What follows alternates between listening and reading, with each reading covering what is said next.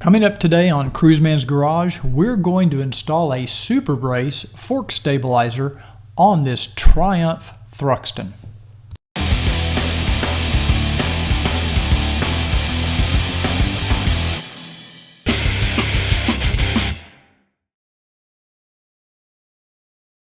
The tools needed for this job are a 5mm hex wrench, a 5mm hex socket, a 6mm hex socket, a ratchet, a torque wrench, a rubber mallet and a punch, and some tin snips.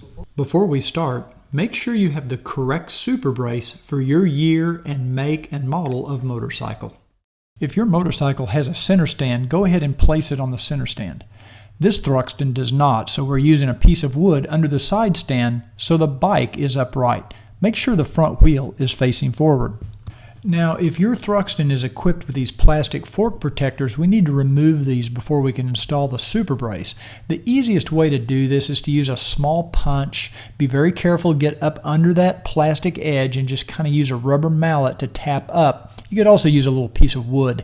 Eventually that protector will come loose like shown. Then you can use a pair of tin snips to just cut that ring and it'll cut right off and remove it.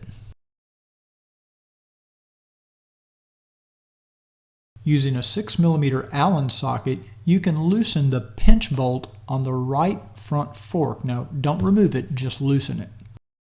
Go ahead and disassemble the SuperBrace by removing the 4 5mm hex bolts. Once the bolts are removed, you can separate the two halves of the SuperBrace. Now we're ready to install the SuperBrace. Begin with the front half and make sure that the machined groove on the inside of the SuperBrace fits into place on the front forks as shown. Next, match the rear half of the SuperBrace with the front half and install the 4 5mm hex bolts as shown and hand tighten each one. Using a torque wrench, you can now tighten each of these 4 bolts to 10 foot-pounds.